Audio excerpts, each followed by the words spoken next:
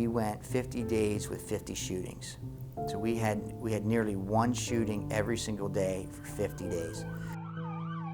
So we had a rash of violence here in New York City, of gun violence, and that kind of sparked to say, what are we going to do different? We can't do the same things again and again. We knew that we had to come together as a team, and we had to do whatever we could to keep people from dying. So within 6 months, we raised the money to start the initiative, and we started our training. A group member will shoot at another person, shoot at another group member, a different group member. That will then create an atmosphere that second group member now feels that they need to support their reputation in the street, and then they have to go and shoot somebody else. We want to disrupt that. We don't have any indication that we're going to be able to disrupt that single shooting where it's an emotional reaction to someone being in their own group, or some sort of perceived disrespect from one group to another. That happens too quickly for us to respond to. But the Group Violence Initiative allows us to disrupt the second, third, and other subsequent shootings, which in theory then reduces our total shootings.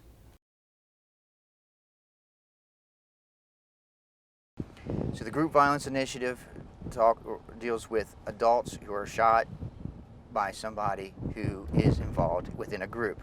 So we had a shootout, and then one person died, and one of the shooters we believed was living at that address. And it definitely was a GMI, group member involved shooting, so we had several details set out.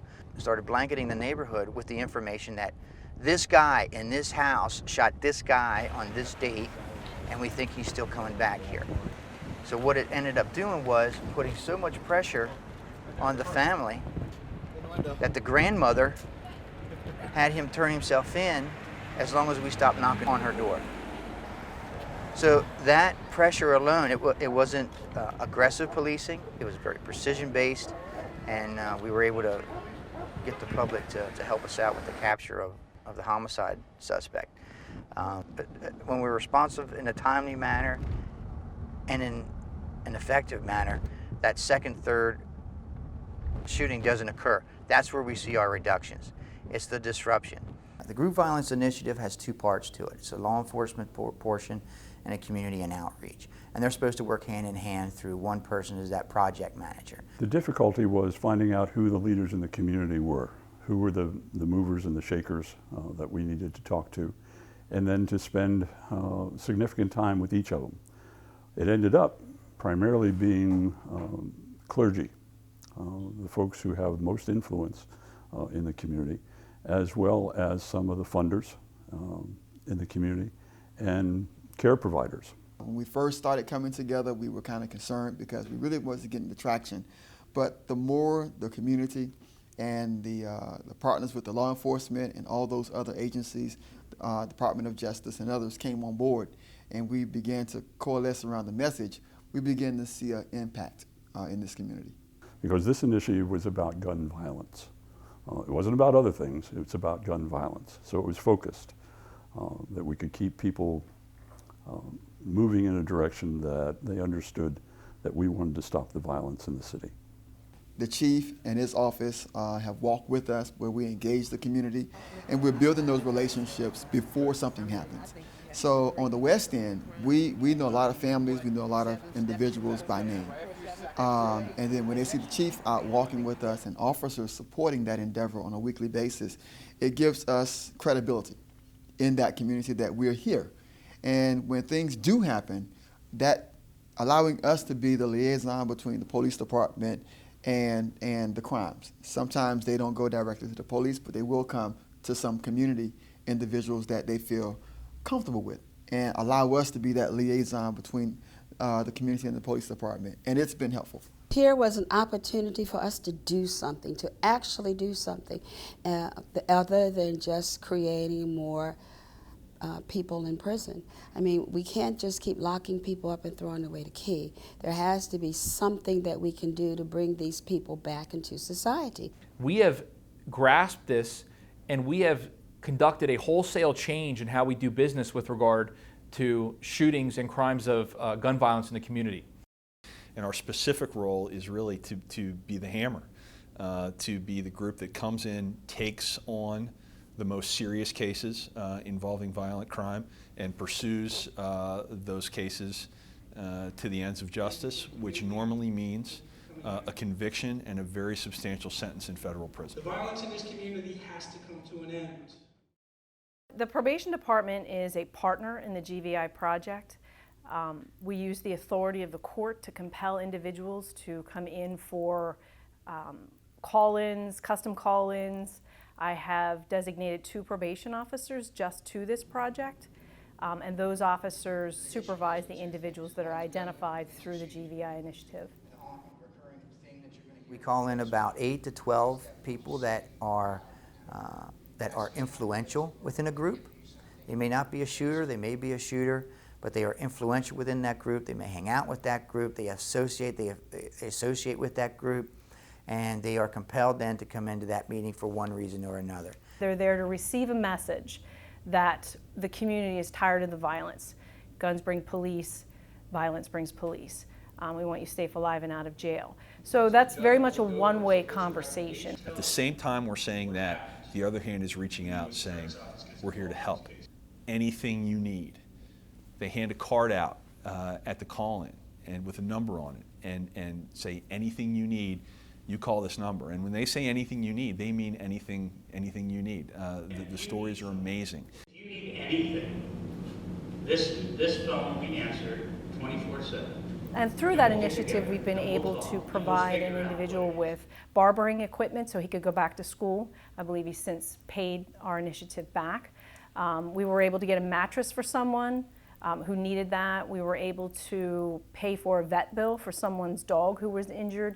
So I think those small acts, while they don't cost a lot, have a huge impact on the community. It shows that we're there for you. We're not just there to arrest you when you're not doing well or when you're not doing things right. We're there to also provide you a helping hand up when you need it. And it's very short term. It's not long term. We're not just giving out things just to give them out. But the issue there is that we have everything there that you need. There are no excuses now for you not to help us to avoid this retaliation. You're part of this community.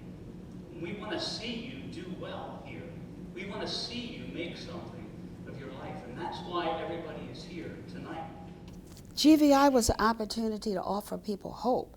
And even though I know that it's not something that's going to happen overnight, it was just the idea that we were willing to say, listen, we don't want you locked up in jail either. We don't want the violence, and we do want you to be successful. So we want to help.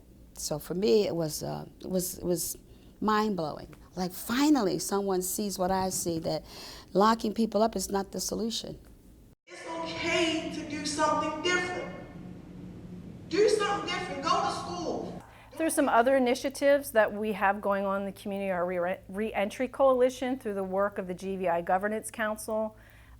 We've been able to form partnerships with employers who are willing to offer employment to individuals with felony convictions. And that's so incredibly vital because that conviction does hold people up from getting jobs, and not just like a job at McDonald's, but a job that really can be life-sustaining for someone, that could be a career, that could be more than just minimum wage. Through the collaborative efforts of everyone involved with GVI, so many other initiatives have begun. We have a situation now where just even a few years ago, we had groups of people in the law enforcement community that weren't speaking just because they never crossed paths. Now, because of GVI, we have a seamless flow of information through many, many different facets of the law enforcement community. The probation department, while we worked with the York City Police Department, we probably didn't have the best relationship. So through this initiative, we have solidified a solid relationship of trust and communication, and that kind of spreads out. We've strengthened our partnerships, and every relationship that we build ripples out into the community and strengthens all of us. Why I'm a believer of the Group Violence Initiative is I've seen internally, now from the Detective Bureau Commander and now as the Chief of Police, the efficiency now that my officers work. So I see more work getting done in the same amount of time.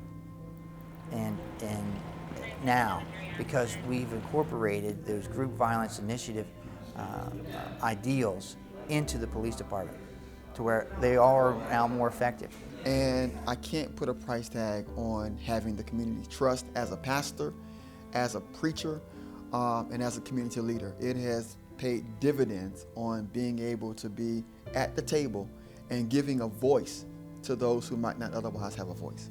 To be involved in something that also involves that reach out to the community and those efforts to help and to build something instead of just tearing down. You know, we're going to tear down criminal conspiracies. That's what happened with the Southside Gang. They tore down that group, and as it should be. That has to happen too, but it's wonderful when the building up can happen at the same time. GVI is investing in the people's lives, and that's what makes the difference. There's no way for me to tell you how many shootings we avoided. There just is no way for me to do that. I firmly believe that our efforts have stopped some shootings to have occurred and have stopped some people from dying.